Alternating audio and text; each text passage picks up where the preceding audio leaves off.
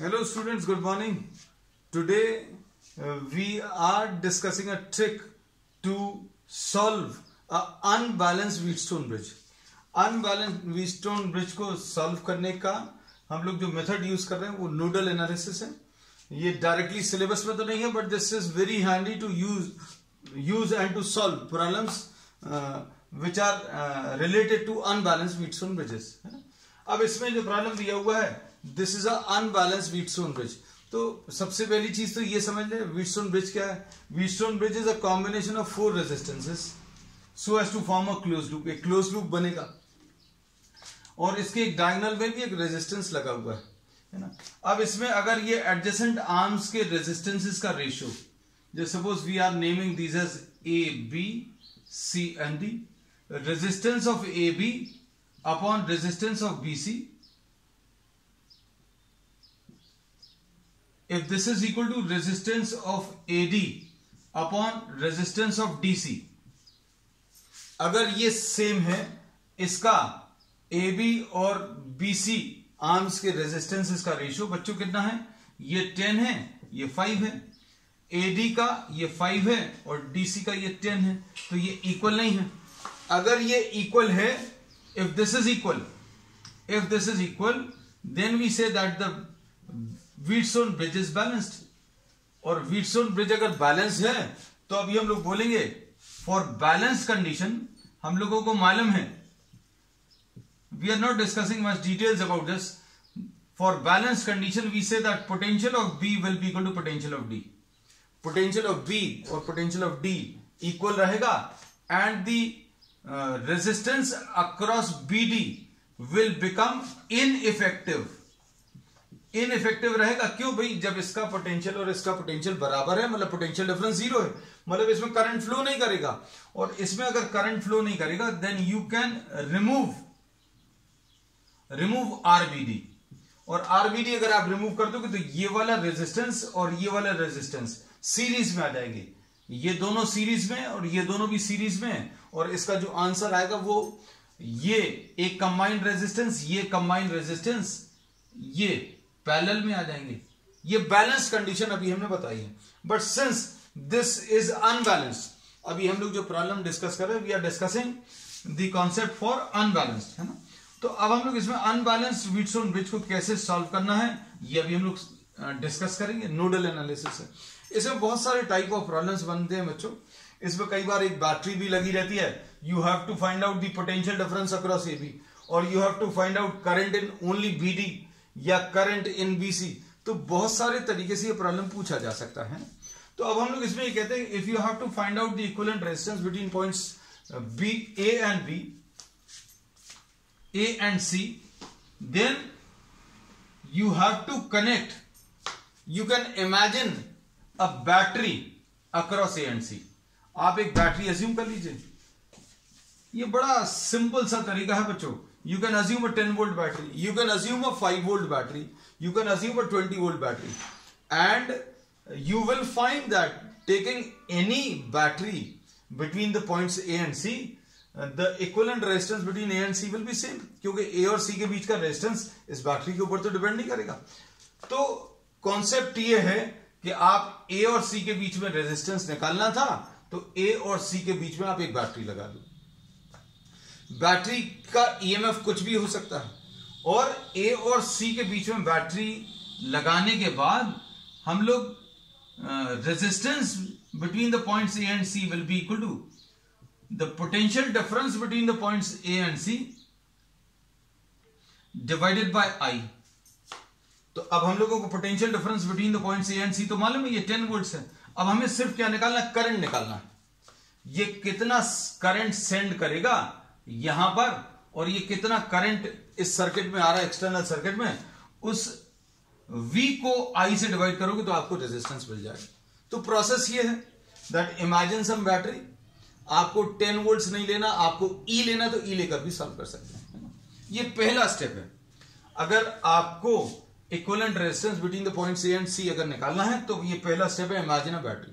कई बार प्रॉब्लम में बैटरी दी भी रहती है, और प्रॉब्लम में बैटरी अगर दी हुई है तो पोटेंशियल डिफरेंस निकालना रहता है. हो सकता है ए और बी के बीच में, या बी और डी के बीच में, या करंट निकाले रहते हैं.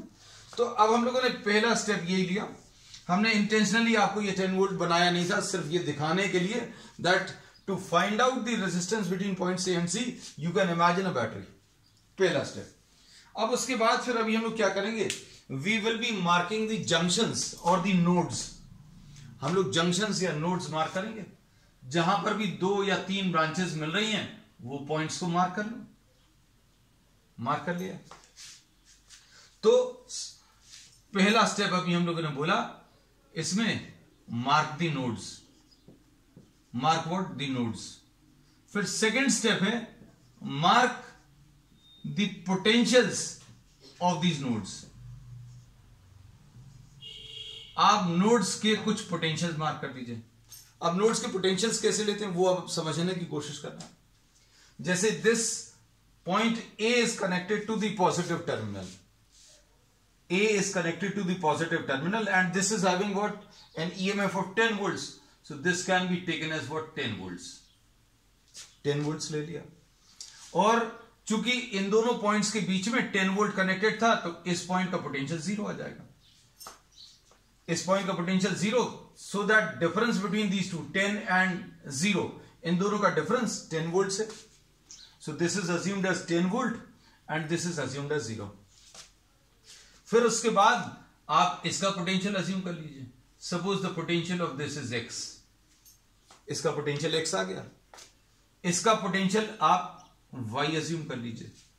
तो ये सेकेंड स्टेप आ गया, mark the nodes then mark the potential of the nodes. तो सारे नोड्स के अभी हम लोगों ने पोटेंशियल्स मार्क कर दिए, ठीक है। अब हम लोग क्या करने वाले हैं, at junction we will be applying the current law, the first law of Kirchhoff।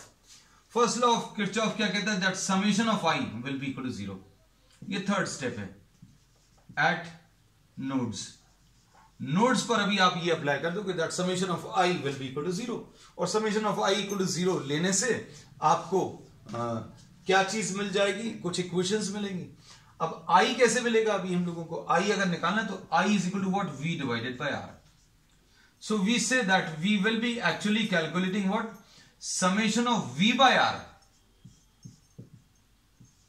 and the summation of V by R will be equal to 0।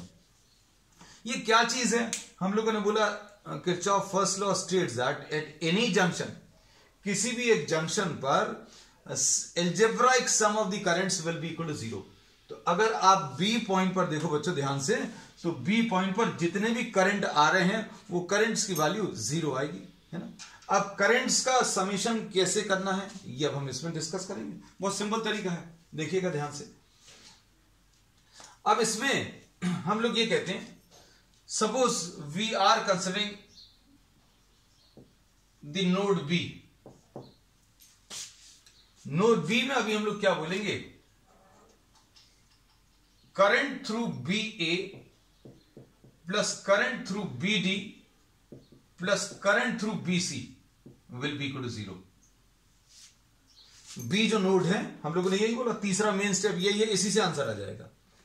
इसमें समेशन ऑफ करंट 0 अगर करना है तो करंट B पॉइंट पर किस किस में आ रहे हैं, BA में आ रहा, BD में आ रहा और BC में आ रहा। अब करंट निकालने का तरीका क्या है बच्चों, करंट निकालने का तरीका है कि आप V डिवाइडेड बाय R, जैसे BA में आपको करंट चाहिए तो आपने इस पॉइंट का पोटेंशियल x माना है, potential of this is x volt and the potential of this is 10 volt. तो इसमें पोटेंशियल डिफरेंस कितना आ जाएगा, BA में पोटेंशियल डिफरेंस, इसका x है इसका 10 है, so we say that x minus 10 is the potential difference.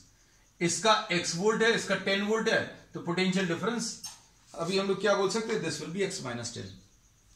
आप इसको ऐसा याद रख सकते हैं, बहुत एक सिंपल तरीका, अंदर से बाहर की तरफ डिफरेंस लेना है।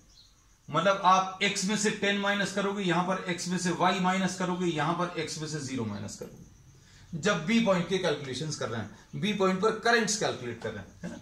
तो अब देखो अभी हमने क्या बोला, potential difference x minus 10 divided by R 10 ohms। V लिख लिया और R से डिवाइड कर दिया। फिर BD का देखो बच्चों, BD का पोटेंशियल डिफरेंस कितना है, इसका पोटेंशियल x है इसका y है, तो ये कितना आ गया, x minus y divided by r, इस ब्रांच का रेजिस्टेंस 5 है, ये आ गया। ठीक, अब उसके बाद अगला क्या बचता है बच्चों इसमें, next part, current through BC, current BC का अगर चाहिए तो x minus 0 divided by 5, x minus 0 potential difference आ गया, divided by 5 is equal to 0। तो क्या किया है अभी तक का, अभी हम आपको समाप्त करते हैं कि आपको A और C के बीच में इक्विवेलेंट रेजिस्टेंस निकालना है। तो इक्विवेलेंट रेजिस्टेंस निकालने के लिए आपने ये बैटरी कनेक्ट कर दी। कई बार ये बैटरी आपको दी रहेगी, और अगर नहीं दी है तो आप 10 वोल्ट्स की लगा लो, 20 वोल्ट्स की, you can connect any battery, है ना।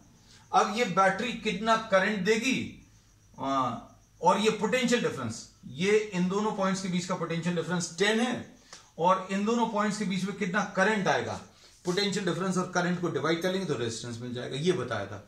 फिर उसके बाद नोड्स मार्क किए, नोड्स ये जंक्शंस को मार्क कर लिया, फिर इनके पोटेंशियल्स मार्क किए, इसका पोटेंशियल 10 ले लिया, इसका पोटेंशियल 0 ले लिया, so that the difference between these two is 10 volts.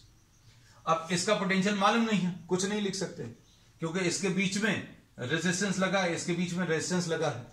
कहीं पर अगर बीच में रेजिस्टेंस नहीं है तो कोई ड्रॉप नहीं होता, है ना। तो जैसे अभी हमने बोला इसका 10 लिया था, अब यहां पर कितना ड्रॉप है मालूम नहीं, so we are writing this as x और इसको y लिख लिया। अब क्या करेंगे, जंक्शन B पर हम लोग summation i at node B, summation i is equal to 0। और करंट निकालने का तरीका क्या है बच्चों, करंट निकालने का तरीका V डिवाइडेड बाय R। और V कैसे निकालेंगे, B से A का डिफरेंस, B का D से डिफरेंस और B का C से डिफरेंस, ये potential divided by x minus 10 divided by resistance 10, x minus y divided by resistance 5, x minus 0 divided by resistance 5 is equal to 0। बस इतना सा आ गया। अब इसको सॉल्व कर लो, इसको सॉल्व करके इक्वेशंस क्या मिलेंगी, देखो बच्चों ध्यान से, x minus 10 upon 10 plus 2x minus 2y upon 10 plus 2x upon 10।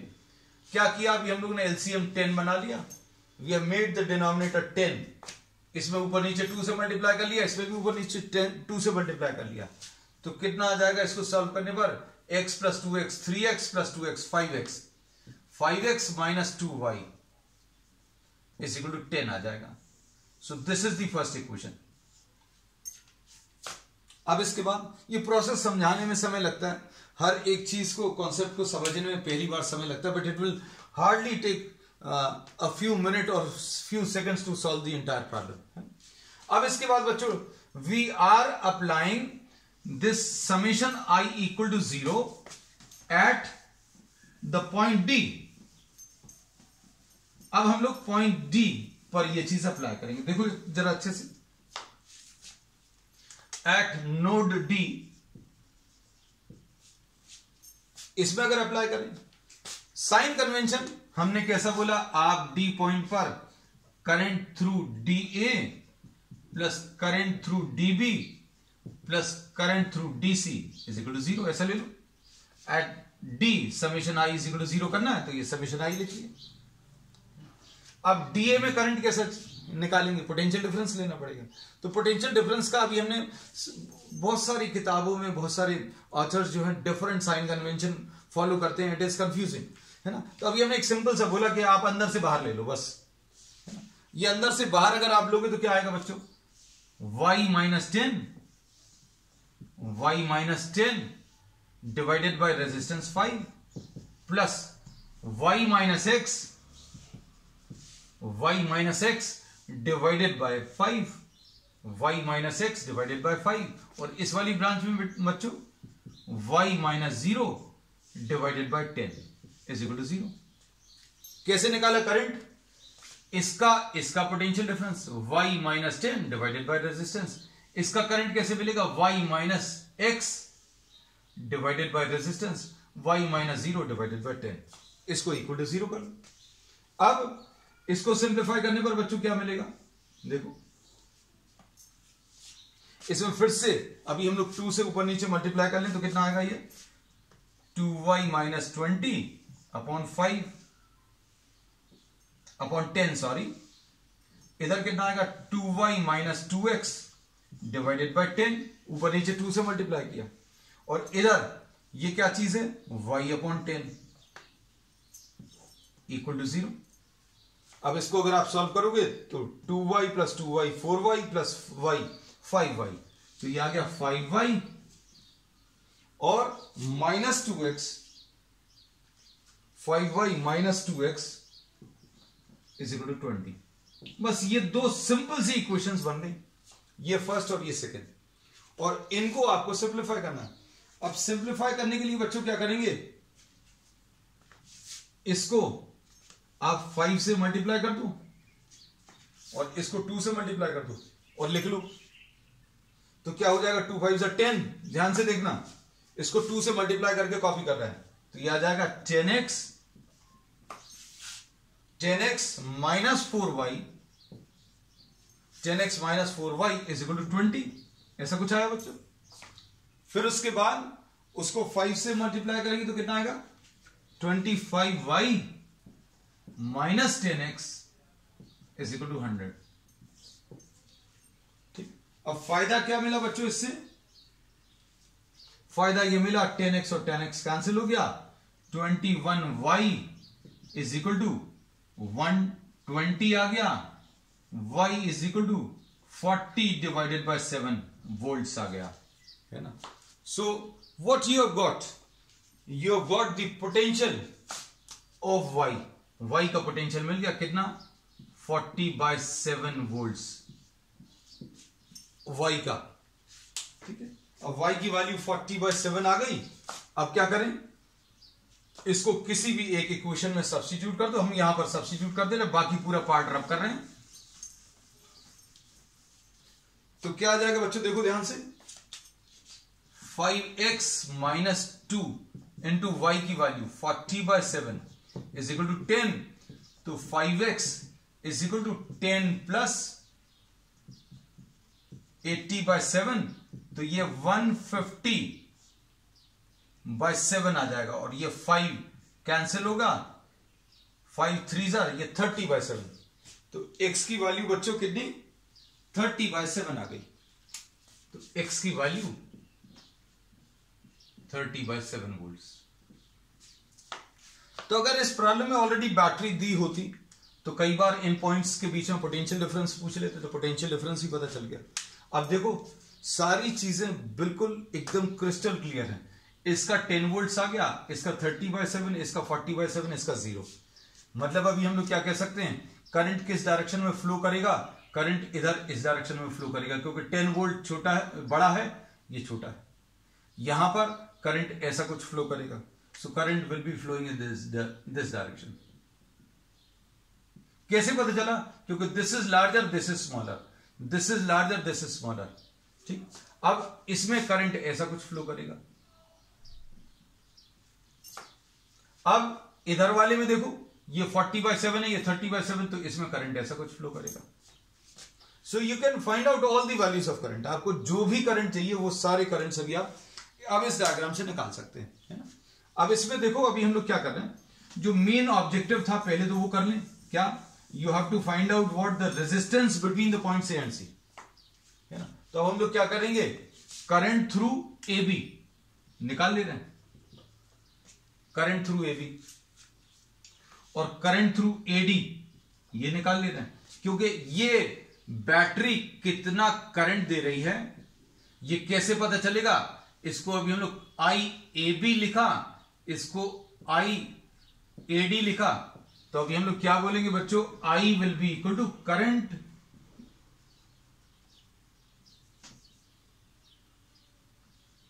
Through the battery,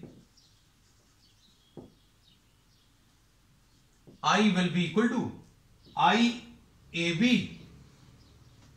plus IAD, इसलिए अभी हम लोग IAB और IAD निकाल रहे हैं। अब IAB कैसे मिलेगा, इन दोनों पॉइंट्स के बीच का पोटेंशियल डिफरेंस, है ना। तो कितना आ जाएगा बच्चों, देखो ध्यान से, ये मिलेगा 10 माइनस 30/7, ये 10 minus 30/7।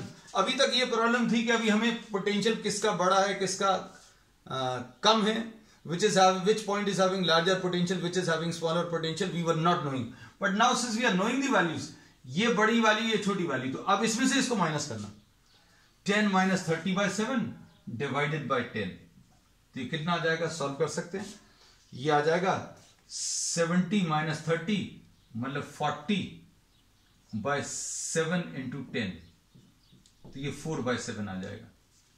So current will be what, 4/7 amperes. अब करंट थ्रू एडी बताना बच्चों, तो कैसे पता चलेगा, ये आ जाएगा 10 minus 40/7 डिवाइडेड बाय 5, ये कितना आ जाएगा, 70 minus 40 30/7, तो ये 6/7. तो ये हम लोगों को पता चल गया करंट इसमें कितना है, इस वाली ब्रांच में करंट है ए बी में 4/7 एम्पियर, और इस वाले में करंट कितना है, 6/7 एम्पियर. तो टोटल करंट आई कितना आ जाएगा, total current I will be equal to IAB plus IAD, यानी 4/7 प्लस 6/7, बच्चों कितना आ गया, ये 10/7. तो current which is given by the battery पता चल गया, और रेजिस्टेंस अब निकालना है, जो मेन ऑब्जेक्टिव था. वो कैसे मिलेगा, VAC डिवाइडेड बाय I, और A और C के बीच में पोटेंशियल कौन सा रहेगा, जो आपने अप्लाई किया है, ये 10 अप्लाई किया है, और करंट कितना है बच्चों, ये करंट 10/7 है, तो इसमें रेजिस्टेंस विल बी 7 ohms. तो प्रोसेस क्या है, I quickly sum up everything. आपको ये सर्किट दिया है, इसमें the battery may be given और may not be given. Battery अगर गिवन है तो हो सकता है करंट पूछ लें डिफरेंट ब्रांचेस में, है ना, हो सकता है इक्विवेलेंट रेजिस्टेंस पूछ लें. But if the battery is not given, you can apply any battery, 10 volts 20 volts. अभी आप 20 volts से इस प्रॉब्लम को ट्राई करना, you will get the same answer, 7 ohms ही आएगा. क्योंकि अगर आप बड़ी बैटरी लगाओगे तो ये करंट ज्यादा देगा, और ये करंट ज्यादा देगा, लेकिन रेशो V और I का, V ज्यादा रहेगा तो I भी ज्यादा रहेगा, V और I का रेशो सेम आएगा. ठीक है, फिर उसके बाद अभी आप क्या करते हो, नोड्स मार्क करते हो. नोड्स मार्क कर दिए A B C and D.